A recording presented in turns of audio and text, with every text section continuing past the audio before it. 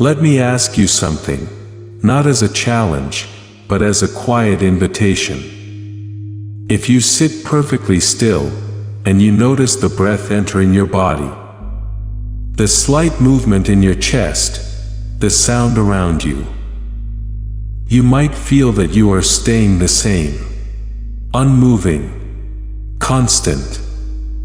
But what if you're not? What if every single part of you, including the part that is listening right now, is in motion? And the only thing that feels stable is your belief that you aren't changing. Where is the you in all of this movement? Hold that question gently, like a fragile object in the palm of your hand. Because tonight, we're stepping into one of the oldest explorations of this mystery, through the eyes of Aristotle. Aristotle lived more than 2,000 years ago, but what he was really studying was something timeless. How change happens, and what remains through that change. He watched the world the way a naturalist might watch the tide, or a child might watch a seed break open. Instead of asking abstract questions, he looked at things as they were. Trees, animals, the movement of stars, the forming of habits, the subtle shifts inside a human mind. And out of this gentle, straightforward observation, he offered a simple idea. Everything is always moving toward something. Toward what it can become. Not pushed, not forced, but drawn. Drawn by its own nature. He called this its telos, not a goal in the sense of ambition, but a kind of natural unfolding. A seed becomes a tree. A child becomes an adult. A thought becomes a decision. A moment becomes a memory. And yet, in all of this, something remains. So what is the thing that changes? And what is the thing that endures? Let's take Aristotle's idea not as a theory, but as a practice. Something you can notice right now. Take a slow breath. Not a deep one. Just slow. Notice how the air enters you, without effort. How it leaves you, without resistance. That movement, that rise and fall. Did it begin with you? Or did it simply appear? If you look closely enough, you might feel something subtle. That you are both moving and being moved. You are choosing to breathe, and also, you are being breathed. This is the paradox Aristotle loved. Life is not a straight line. It's a dance between what we shape and what shapes us. A seed doesn't decide to become a tree, but it also doesn't resist becoming one. It unfolds according to what it is. What if we do, too? What if every experience in your life, every joy, every confusion, every quiet turning point, is part of this unfolding? Not random, not predetermined, but natural. Aristotle believed we are constantly moving toward the fullest expression of ourselves, even when it doesn't feel like it. Especially when it doesn't feel like it. Aristotle used a word for the kind of change that feels invisible but is always happening. Energia, the activity of being fully what you are. It's not something you do. It's something you are doing, simply by existing. Even now, your mind is absorbing sounds, your body is adjusting its temperature. Your thoughts are taking shape, your emotions are shifting like weather. Everything is alive with movement. And yet, inside all of this, there is a place that feels still. You might sense it right now. The watcher. the listener, the quiet presence behind the movement. Aristotle didn't have a word for this in the way later mystics would, but he pointed to it through his idea of form. The inner pattern that gives a thing its identity, the invisible architecture that holds the changing parts together. Eastern traditions speak of something similar. The clear sky of mind, behind the passing clouds of thought. Neuroscience echoes it too. Your memories, perceptions, and personality shift with time. Yet you feel like a single self, because the brain creates a continuous narrative thread. Different cultures, different languages, different approaches, but all of them circle the same quiet truth.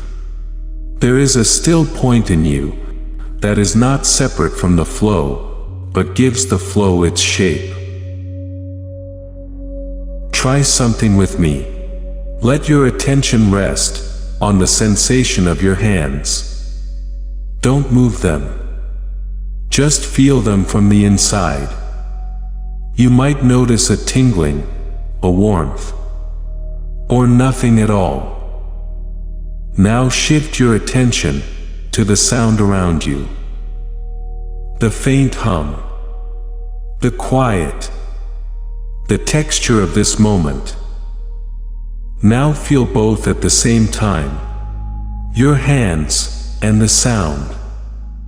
That widening, that spaciousness. That's the part Aristotle would say is always there, always ready to expand into fuller awareness. And yet, it asks nothing of you. It demands nothing. It simply waits, like a seed waits for the rain. Aristotle believed every being has its own way of flourishing, its own natural movement toward wholeness. Buddhism says something similar, that everything has a nature, and suffering comes from resisting it. Taoism whispers the same truth in its image of water, how it becomes itself by not struggling. And modern psychology echoes this too. Humans thrive not by forcing themselves into shapes, but by aligning with their deeper values, their inner patterns of meaning. When you stand inside all these traditions at once, a picture begins to form. You are not here to become something else. You are here to become fully yourself. And that self is not static.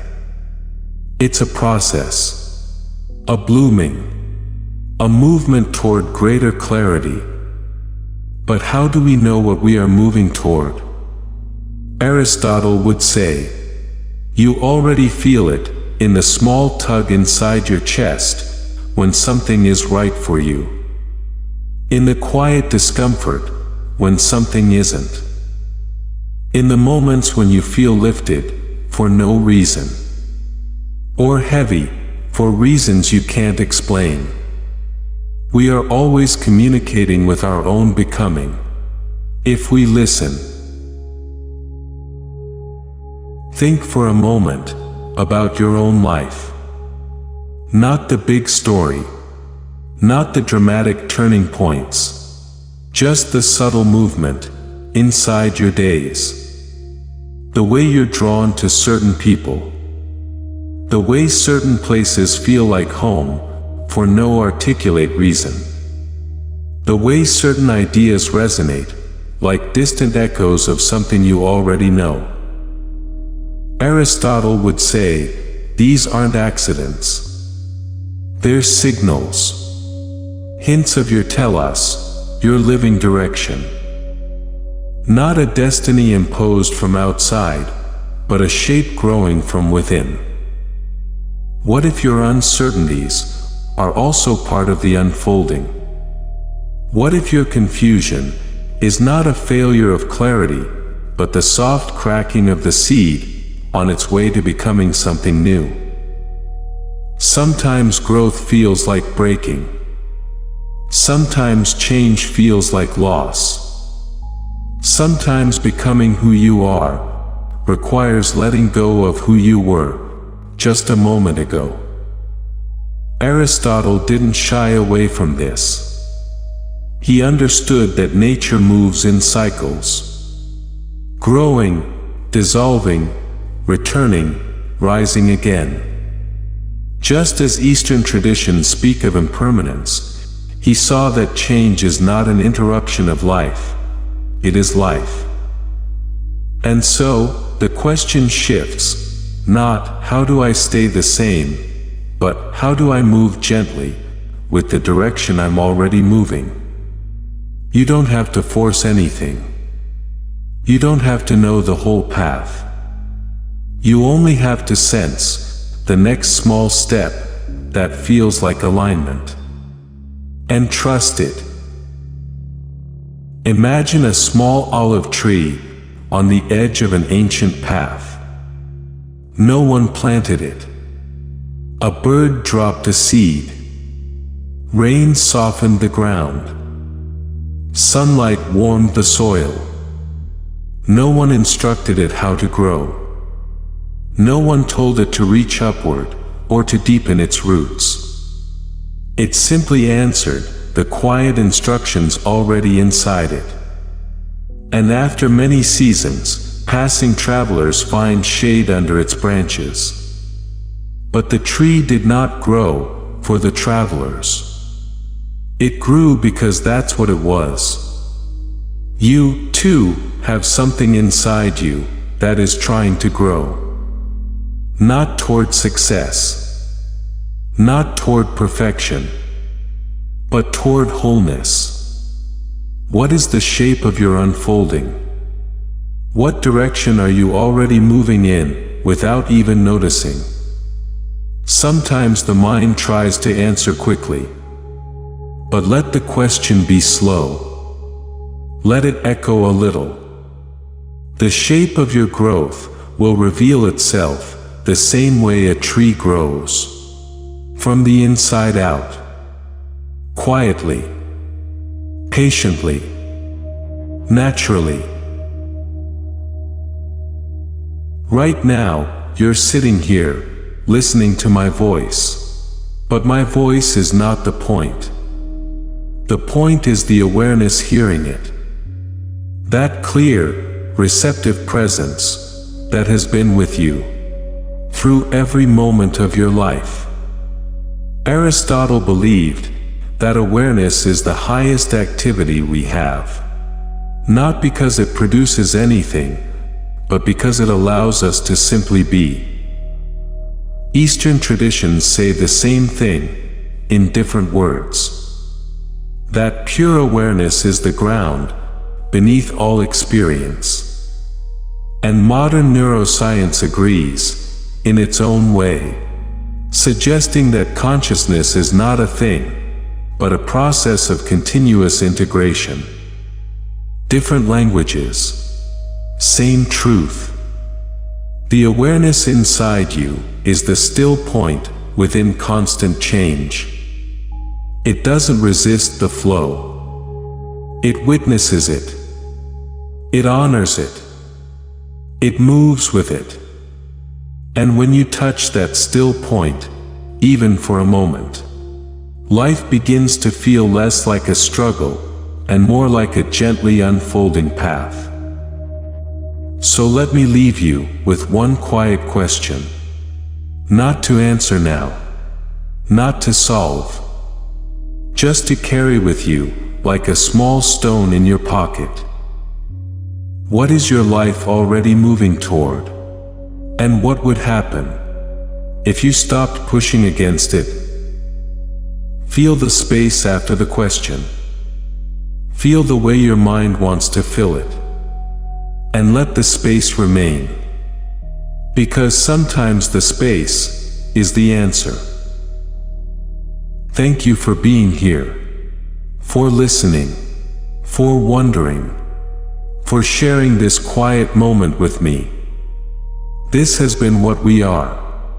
Until next time.